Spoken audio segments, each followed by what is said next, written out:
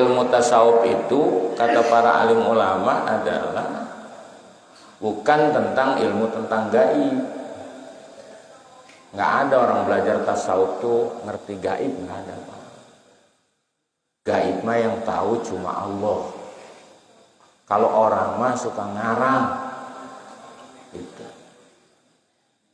Jadi ilmu tasawuf itu adalah ilmun yubhasu fihi ahwalul qalbi minal madmumati wal mahmudati. Jadi yang namanya ilmu tasawuf adalah ilmu dibahas dalam ilmu itu kondisi hati dari sifat-sifat jelek dan sifat-sifat bagus. Jadi Bapak kalau pengertian takrif begitu tuh, ngerti ilmu tasawuf, ilmu apa tuh Pak? Ilmu yang dibahas tadi tuh, keadaan hati, baik yang buruk maupun yang baik. Nah, kira-kira kalau ilmu tasawuf ilmu apa tuh? Kira-kira ilmu tentang apa tuh Pak? Tentang hati, bagian ketiga dari ilmu syariah. Ilmu syariah itu dibagi tiga. Satu ilmu akidah, pengetahuan tentang Allah, yang biasanya ilmu tauhid namanya, wujud, qidam, baqo, muhalafat, ulil, hawadisi dan seterusnya, diformulasikan dengan sifat 20. Bagian kedua ilmu syariat itu adalah ilmu fikih, bagaimana kita caranya bisa beribadah kepada Allah dengan benar. Nah, ketiga yang tidak kalah penting ilmu itu namanya ilmu tasawuf, belajar mengenal hati kita masing-masing. Emang di hati kita ada apa? Di hati kita itu ada sifat buruk dan ada sifat bagus. Kalau sering berkeluh kesah itu sifat jelek tuh, Pak. Berkeluh kesah. Yang kalau saya bilang sering megangin jidat, nongkrong deket kali, tinggal najong doang, nyungsep dia.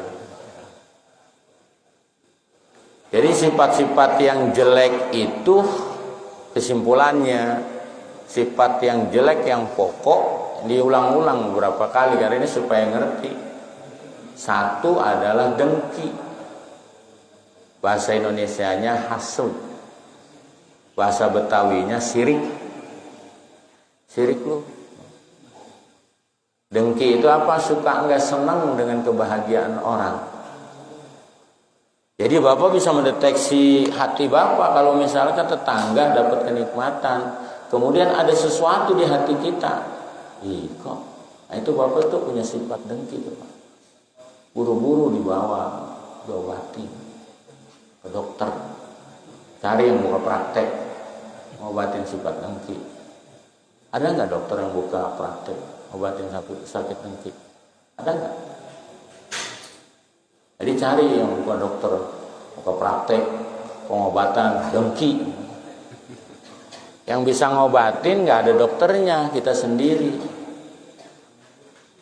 Nanti diganti tuh sifat dengki itu, dimasukin ke dalam hati. Sifat yang baik apa? Qanaah, puas dengan bagian kita. Jadi kalau Bapak udah punya bisa mendeteksi begitu, berarti Bapak sudah tahu tuh hati Bapak tuh dengki, jangan dipiara, Pak. Sebab nanti efeknya luar biasa dan bisa jadi sakit dalam tubuh. Efeknya bisa ke badan, Pak. Karena dalam kitab Tibun Nabawi umumnya penyakit itu mulai dari hati, pikiran. Makanya jangan terlalu banyak beban hidup, Pak. Udah susah, penyakitan, belangsak lagi. Aduh, hidup dalam dunia. Itu karena tadi tuh. Kalau susah juga, kalau sehat maka mendingan bisa ngerasain sesuatu yang enak. Jadi kalau Bapak udah begitu, jangan suka begitu orangnya. Orang bahagia tuh kita ikut bahagia. Yang kedua, yang jelek itu adalah sombong. Bahasa Arabnya namanya takabur. Nah, sombong itu salah satu sebabnya adalah rajin ibadah. Ketimbul pas sombong. Kata Syekh Muhi, Syekh Abdul Qadir Jilani, orang itu sudah dianggap sombong kalau memandang orang maksiat tuh sudah penuh dosa, kayaknya masuk neraka. Nyepelein orang tukang maksiat. Itu udah punya sebab sombong tuh, Pak. Udah diobatin, Pak. Kalau enggak sama tadi itu. Bengek nyakitnya. Sombong dalam hati itu. Apalagi suka ngukur-ngukur orang. Yang orang begini. Itu punya penyakit sombong ya. Di samping dengki. Jadi ilmu tasawuf itu bukan melihat gaib. Weh, ada tuyul. Weh, tasawuf dia mah bukan. Weh, ada jin. Bohongan, Pak. Tipu-tipuan. Jin ditipu. Kelasnya beda. Jin mah tukang tipu. Buaya mah nggak bisa dikadalin. Jin lah dibohongin, dia dibohongin namanya. Itu yang teman jin tuh biasanya dukun, yang tukang merem baik, temennya jin. Apa? Nah itu temennya jin. Orang muslim nggak boleh berdekatan dengan jin, karena jin mah bodoh. Tapi orang banyak mengira bahwa jin itu pintar. Tuh diomongin begitu ada yang ketawa jin tuh. Emang katanya orang manusia goblok-goblok katanya gitu. Saya mah dengerin aja dia ngomong. Suka dibohongin sama jin. Jangan percaya, Pak, hal-hal yang gaib. Kita mau boleh percaya dengan gaib itu, yu'minuna bil gaib itu Allah. Yang gaib itu cuma Allah. Jin mah enggak gaib, terlihat bagi orang tertentu. Itu. Kalau Allah mah belum ada yang pernah melihat, Pak. Yang ketiga tuh dalam hati itu. Yang ketiga itu sifat dalam hati itu riya. Pengen dilihat orang. Tuh Bapak kalau lagi beribadah pengen dilihat orang tuh Bapak sakit jiwa. Sakit jiwa, Pak. Kasarnya. Perlu ke psikiater. Apalagi dikit-dikit selfie, dikit-dikit selfie. Masuk masjid selfie. Baca Quran selfie. Itu mah kudu dibawa ke grobol, sakit jiwa. Serius, Pak. Karena itu udah lari kejiwaan. Perlu perhatian orang. Padahal dia ibadah itu yang nilai itu Allah. Orang lain mah gak ada untungnya dinilai orang lain. Allah tuh punya penilai namanya Raqib Atid. Jadi orang yang kalau beribadah suka menonjol-nonjolin ibadah dia, itu sebetulnya orang itu sakit jiwa kalau dalam pandangan agama. Dikit lagi gila. Dikit lagi tahu berapa senti lagi. Jadi orang yang sehat mah kalau ibadah tak pernah pengen dilihat orang. Kalau dia sudah mapan batinnya. Yang keempat terakhir itu sifat pokok yang jelek itu namanya ujub. Kalau riya nanti dihapus dalam hati kita, diganti sama ikhlas beribadah. Ikhlas beribadah itu adalah anta budallah ka'annaka tara. Engkau beribadah kepada Allah seolah-olah engkau melihat Dia. Kalau engkau tidak melihat juga, Allah mah melihat dirimu. Jadi belajar, Pak, mulai belajar beribadah. Jangan dibiasain anteng gitu kalau ibadah dilihat orang, pengennya dilihat orang, jangan. Nanti lama-lama jadi menyakit itu, komplikasi, komplikasi nanti kemana-mana mainnya. Nanti kalau kelamaan kronis, Pak. Baper itu sebagian dari sakit jiwa. Orang ngomong kemana? Dia mau kemana? Kesinggung, baperan, sakit jiwa. Kalau dalam ilmu tasawuf, rapuh jiwanya. Pokoknya orang-orang kuat tuh biasanya, orangnya betul-betul, nggak terlalu nggak terlalu baperan, sehat jiwanya. Nah 4 itu tuh dalam ilmu tasawuf tuh konsentrasi. Membersihkan batin, kemudian yang selanjutnya ilmu tasawuf itu gimana hati kita tuh ngait kepada Allah, tuh anteng kepada Allah. Kan yang kemarin saya bilang ada tanya jawab bapak-bapak tuh, sebab bapak-bapak udah pada tua gini nyembah sama Allah, ngapain kan nyembah pada Allah? Kenapa Pak? Karena bapak dulu aja ya, bapak kita nyembah Allah, kita ikut aja. Kadang-kadang kudu mikir, kenapa kita nyembah Allah? Mau tidak mau salah satu orang pendorong beragama adalah ingin bahagia di dunia dan di akhirat bagi kita. Kira-kira Bapak sekarang udah bahagia belum di dunia? Beragama Islam udah berapa tahun? Udah bahagia belum? Kalau belum berarti konslet Bapak beragama. Ada sesuatu yang salah. Gitu. Bagaimana supaya bisa bahagia? Ya dekatnya sama Allah, sehingga alam semesta ini kecil, nggak ada sesuatu yang besar. Dan dibiasakan minta tolong itu kepada Allah. Iyyaka na'budu wa iyyaka nasta'in. Kayak yang kemarin dibilang tuh simpulannya, saya punya ponakan jenderal atau presiden lah. Kalau hubungan saya baik sama Pak Presiden, kebetulan keponakan saya, kalau saya perlu butuh, kira-kira saya langsung ngomong nggak? Kalau kira-kira saya nggak ngomong sama keponakan saya atau anak saya yang presiden, itu kira-kira kenapa tuh Pak? Pasti ada hubungan yang kurang baik. Banyak orang yang berhubungan baik dengan Allah mah ibadahnya itu anteng aja Pak. Kalau punya persoalan langsung aja minta sama Allah. Dan itu harus dilatih beragama tuh. Yang bisa begitu itu ilmu tasawuf. Anteng pada Allah. Tes sekarang kalau kita punya utang. Coba kira-kira seminggu lagi mau jatuh tempo. Kira-kira kita pengen dibayar hutangnya tuh kira-kira yang bayar hutang Allah apa teman? Apa nyari pinjaman dulu? Pasti rata-rata nyari pinjaman dulu. Pinjaman sana mentok, sini mentok baru datang Allah. Minggu lagi mau dibayar gimana ya Allah? Kenapa nggak dari tadi? Manusia mah semua juga susah Pak. Kelihatan kita aja senang. Coba kalau ditanya bener mah, dia juga punya persoalan. Nggak ada manusia mah yang nggak punya persoalan. Cuma ada yang bisa ngatur kejiwaan dia seolah-olah dia nggak punya persoalan. Ada yang baper, kayaknya belangsak kelihatan bener. Itu muka kagak ada cerah-cerahnya, rusak bener. Itu. Nah supaya kita di alam dunia tuh santai, karena kita punya backingan luar biasa, itu mau tidak mau harus belajar tasawuf. Nah dalam prakteknya supaya dekat sama Allah tuh zikir. Nah zikir itu banyak jenisnya. Kalau mau kelembagaan zikir itu namanya toriko.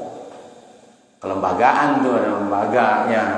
Jadi kalau kita sudah masuk toriko, kita punya komunitas. Itu ada komunitasnya, ada yang memberikan ijazahnya, macam-macam, ada organisasinya, ada bacaan-bacaannya, gitu. Tidak ada maksud lain begitu itu, bukan pengen tahu gaib, apalagi pengen harta karun mah, bukan Pak. Nggak ada urusan gitu aja. Kita punya komunitas zikir, rame-rame, kalau ini rame, begini kita zikir, itu hawanya juga beda Pak. Kalau kata hadis tuh kalau kayak tadi kita zikir tuh khaffat alaihimul malaikat, malaikat turun rame-rame ikut Pak zikir. Hanya kalau masih tidur aneh juga, ada malaikat masih tidur aja. Bingung juga zikir kagak masuk, ngaji komo. Ada sesuatu yang salah Pak.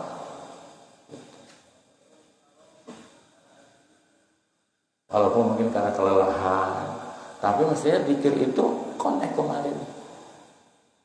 Jadi kalau orang ini yang udah hidup nih Pak, zikir itu nggak pernah ada capeknya. Tanda bapak ini udah ahli zikir, ini bapak capek nih, kemudian zikir, terus jadi seger. Itu bapak sudah masuk tuh dalam aura zikir. Yang tadinya seger pas zikir ngantuk, wah ini mah bahaya ini mah.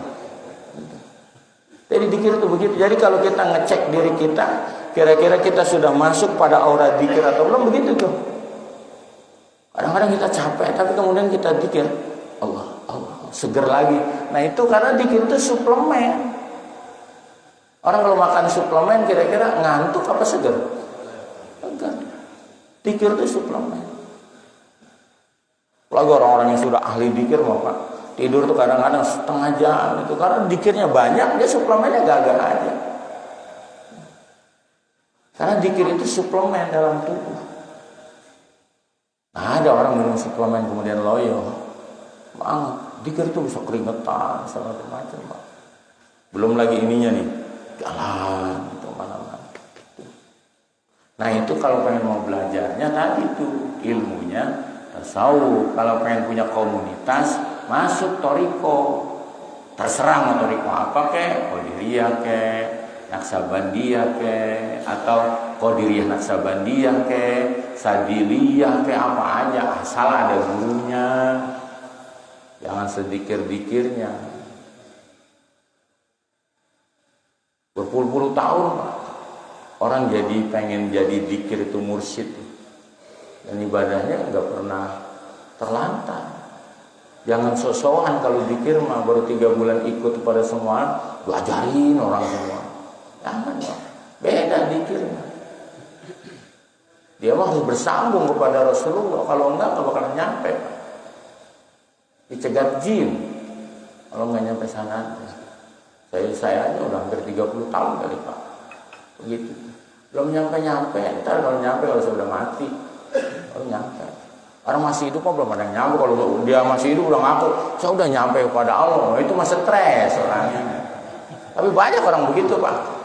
Pokoknya udah nyampe ke Allah. Kan nyampe kepada Allah mah kalau kita sudah meninggal. Kita sudah meninggal udah tugasnya udah nyampe gitu. Kalau selama belum meninggal orang nggak pernah nyampe kepada Allah. Tapi keimanannya dia akan bertambah. Nah, dalam ilmu tasawuf itu paling dasar itu di sini nih. Faslun fi taubati. Jadi kalau Bapak mau zikir, konsentrasi awal adalah posisi stasiun awal, itu namanya stasiunnya namanya taubat. Apa yang dilakukan kalau stasiunnya taubat? Mendawamkan istighfar. Dan harus hafal Sayyidul Istighfar. Allahumma anta rabbi la ilaha illa anta khalaqtani wa ana abduka wa ana ala ahdika wa wa'dika mastata'tu. Dia mah enggak banyak-banyak bacanya. Habis subuh sekali, sore sekali. Kata Nabi kalau ada orang baca begitu subuh kemudian wafat siang hari, maka nggak bakalan ditanya oleh malaikat, langsung disambut. Kemudian dia bilang surga, udhul, masuk nggak ke dalam surga dari pintu mana aja. Itu kalau orang yang mendawamkan Sayyidul Istighfar gitu.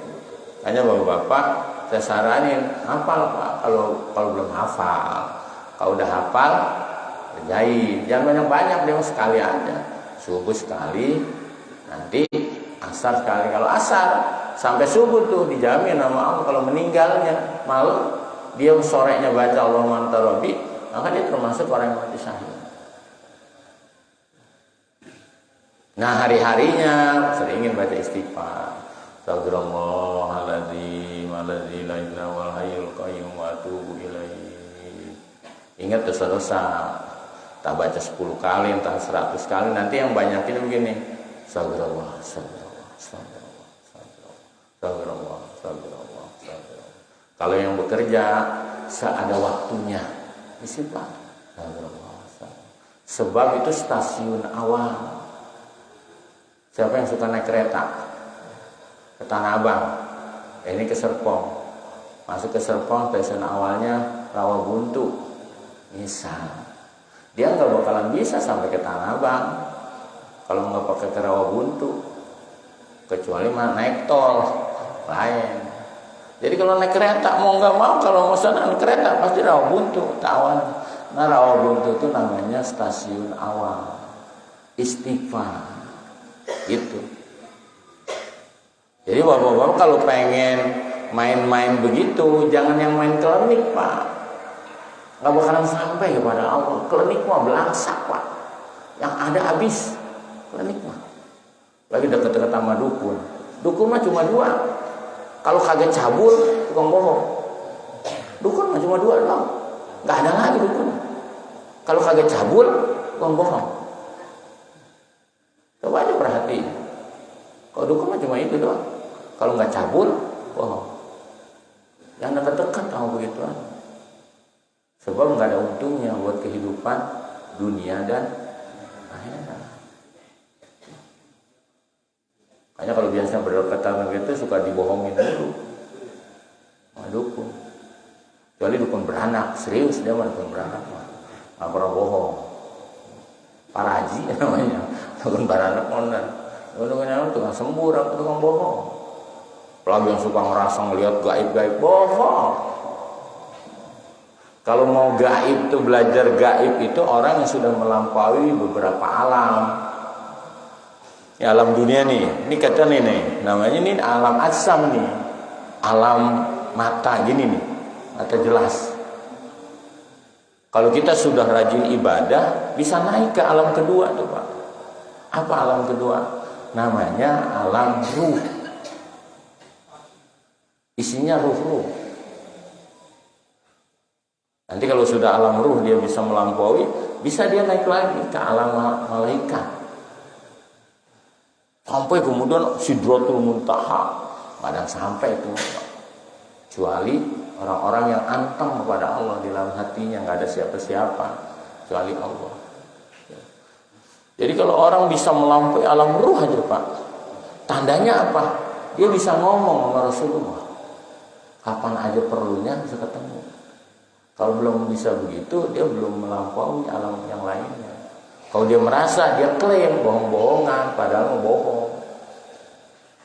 Susah Pak melampaui alam yang gitu. Kayak Isra Mi'raj tuh. Rasulullah masuk alam ini, ketok pintu. Man huwa, siapa dia? Muhammad. Man ma'aka, siapa yang bersama kamu? Jibril. Jadi ada penjaga-penjagaannya alam semesta itu. Gak asal orang udah merem langsung bersentuhan dengan alam gaib. Nah, susah. Karena kita mah bukan tempatnya di alam gaib, kita mah di alam sini nih, alam asam. Alam yang terlihat begini. Kelihatan orangnya. Jarang yang bisa benar-benar melihat yang tidak terlihat. Banyak di situ tuh ketipu biasanya. Yang biasa ketipu itu tukang wirid, tapi tukang wiridnya tanpa ilmu. Demen doang wirid, padahal dia nggak ada ilmunya. Jangan banyak-banyak wirid kalau nggak punya ilmu, Pak. Temennya jin.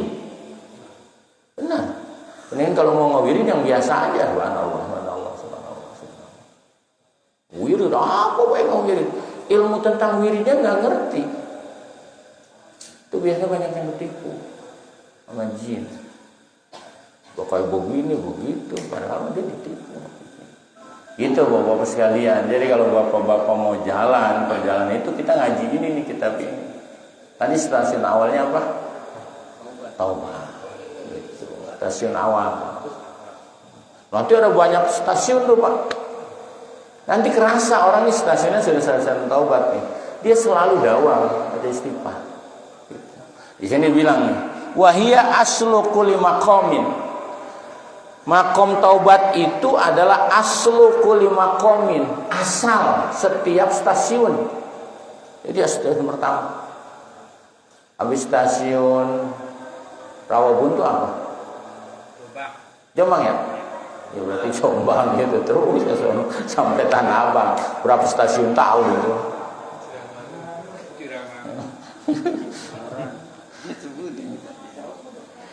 Dan makom taubat itu adalah wahalin, wakulu halin. Sehingga kata pengarang kitab ini nih, faman la taubata, maka siapa orang yang tidak masuk kepada stasiun taubat, maka lahalalahu wala makom. Dia nggak bakalan naik ke stasiun lanjutnya. Jadi kalau kita pengen bahasanya tadi itu, pengen dekat sama Allah harus banyak sifat. Astagfirullah. Kalau kita pengen anteng kepada Allah, yang dibanyakin la ilaha illallah, la ilaha illallah, la ilaha illallah. Kita pengen dekat dengan Allah. Kalau udah pengen dekat, bener pakai sir, bukan sir gobang gosir, sir. Sir itu lebih dalam dari gaib. Dia nggak bersuara, tapi hatinya diajarin ngomong begini. Allah, Allah, Allah, Allah, Allah. Seiring dengan detak jantung. Allah, Allah. Saya punya guru tuh di Banten sakit. Sama dokter pas di teleskop gitu, teleskop namanya dokter ya. Apa namanya? Ya pokoknya begitu. Itu kedengarannya Allah, Allah. Detak jantungnya Allah, Allah. Kalau kita mah duit.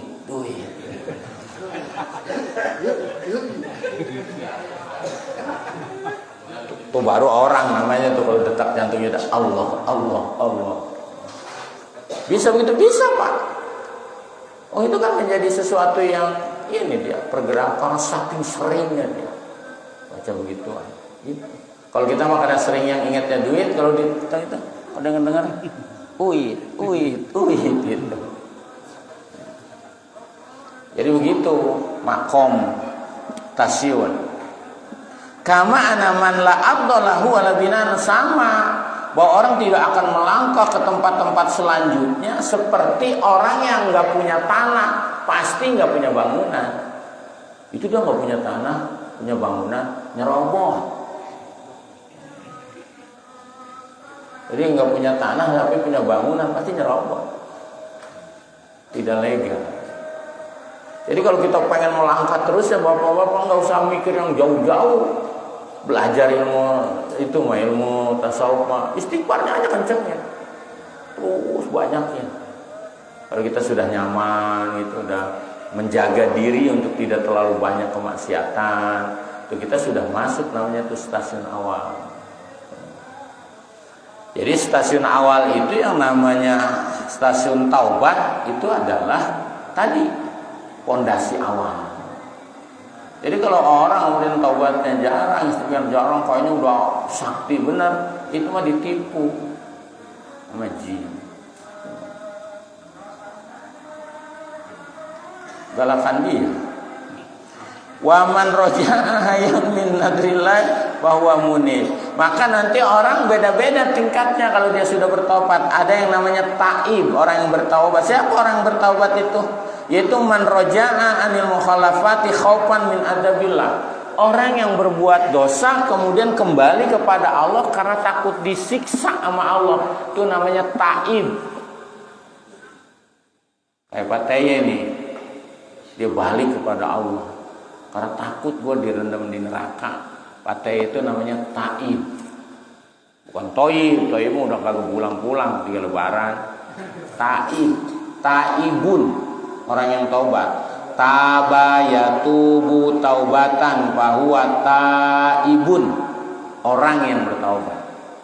Jadi kalau orang berdosa kembali kepada Allah dan membaca istighfar, dia masuknya baru taibun, orang yang bertaubat. Tapi waman roja'a hayaan min nadrillahi fahuwa munibun. Ada lagi yang kedua tingkatan namanya munib. Siapa orang yang kembali kepada Allah alasannya malu kalau sampai berbuat dosa. Sudah dikasih nikmat banyak gitu, tapi masih mau berbuat dosa, malu dia dengan Allah. Nah, orang begitu tuh munib namanya. Apa, Pak? Munib. Bukan munis, lain lagi itu. Munib. Tadi tuh, kalau ini mah anaba yunibu inabatan. Suka ada kan orang pesan inabah? Suryalaya, pesannya inabat. Dari anaba yunibu inabatan. Torikonya sama kalau dari anak Sabandiyah. Inabah. Nah, orangnya namanya munibun, bahwa munibun. Dia bertobat kepada Allah, tapi alasannya bukan karena takut disiksa di neraka, tapi malu dapat anugerah Allah kalau sampai maksiat pada Allah. Itu udah lain tuh derajatnya. Munib namanya. Ada lagi yang ketiga disebutnya awab, orang yang banyak bertobat kepada Allah. Siapa awab itu? Man roja'a ta'diman li jalalillahi ta'ala bahwa awabun, orang yang kembali kepada Allah tapi bukan karena malu, tapi karena mengagungkan bahwa Allah itu adalah Tuhan segala-galanya. Nah, orang begitu itu namanya awwab. Kira-kira kita kalau baca istighfar karena apa tuh Pak? Karena malu, apa karena mengagungkan, apa karena takut disiksa Pak? Kalau masih takut disiksa berarti kita taib namanya. Tapi masih bagus daripada kagak tobat-tobat. Tapi baru pemula, taibun namanya. Jadi orang baca istighfar, kenapa banyak benar baca istighfar? Takut, gue takut disiksa sama Allah. Oh, namanya taib.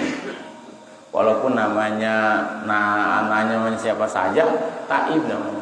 Joni juga kalau begitu taib namanya. Joni taib namanya. Jadi taibun, orang yang bertobat. Tapi kalau orang sudah terus dawam dia bertobatnya, larinya nanti bukan karena takut disiksa sama Allah, ada rasa malu kalau dia durhaka pada Allah. Nah itu namanya munib. Dia terus beribadah kencang pada Allah. Jadi dia baca istighfar itu bukan karena malu, bukan karena takut disiksa sama Allah, tapi karena mengagungkan Allah. Allah nyuruh begitu. Fastaghfiru. Kita kalau habis sesuatu, suka bilang, dia baca istighfar, tapi karena mengagungkan Allah. Nah orang-orang begitu itu namanya awwab. Orang yang derajatnya sudah mendawamkan bertaubat kepada Allah Subhanahu wa ta'ala.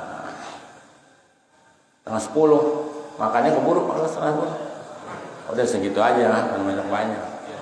Takut makannya nggak kebagian, kemalaman, kelanti lagi ntar. Jadi kesimpulannya, orang yang kalau benar-benar ya Bapak mau pada serius, yang namanya pengen deket sama Allah harus satu dulu jalani, banyak bertaubat. Nanti terus lakukan, nanti bertaubat itu ada rasa apa Bapak tuh? Kalau rasa karena takut disiksa, belum mentok Pak, baru pemula. Terus nanti ada sifat malu. Kok nggak baca-baca tobat? Malu, itu malas namanya. Ini mau baca tobatnya banyak, tapi motivasinya karena malu. Rasulullah itu kalau dalam hadis Pak, itu paling sedikit tuh dalam sehari semalam 100 kali baca taubat. Sifat. Lah kita dosa banyak, istighfar cuma 3 kali. Astagfirullah, udah gitu ngeleos bae. Astagfirullahaladzim, alladzi la ilaha illa huwal qayyum. Kayaknya 3 kali bukannya udah banyak benar. Dia jadi orang suci kayaknya. Istighfar. Rasulullah itu dalam riwayat gitu Pak. Satu riwayat mengatakan 70 kali, dalam riwayat yang lain 100. Kayaknya jadi patokan paling sedikit tuh kalau istighfar 100. Cari waktu-waktu yang kita bisa 100 antar. Astagfirullahaladzim, alladzi la ilaha illa huwal qayyum. Kalau pengen lancar macam-macam gitu kehidupan. Karena kalau dalam pandangan para alim ulama, hidup di dunia yang enggak teratur itu karena banyak dosa.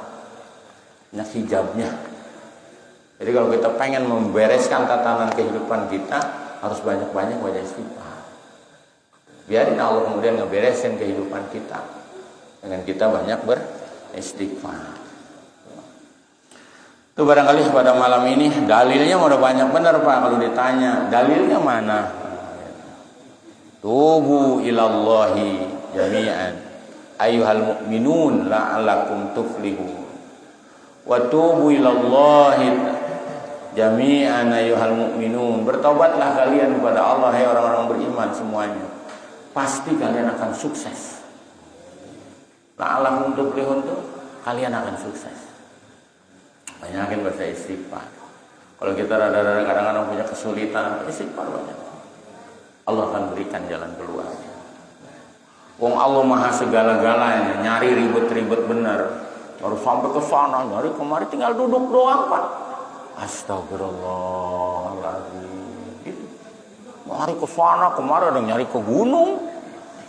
Jauh amat Tuhan ke gunung-gunung. Orang ada di hati kita. Tinggal kita astagfirullahaladzim. Astagfirullahaladzim. Harus dibaguskan hubungan harmonisnya kita dengan Allah. Nanti banyak lagi kita lanjutkan setelah Lebaran. Mudah-mudahan kita dipanjangkan umur. Terakhir saya mohon maaf, selama setahun. Kalau bapak-bapak udah saya maafin, walaupun kadang-kadang ngenekin saya udah maafin. Makanya saya minta maaf kalau saya ada salah. Bapak-bapak udah saya bersihin, walaupun kadang-kadang ngeselin gitu, udah saya maafin. Beres sama saya mah. Udah saya beresin semua. Walaupun ngesel, tidur mulu, udah saya maafin. Gitu, udah dimaafin semuanya. Makanya saya minta mohon maaf saya kalau ada kadang-kadang omongan yang kurang enak. Itu Bapak sekalian.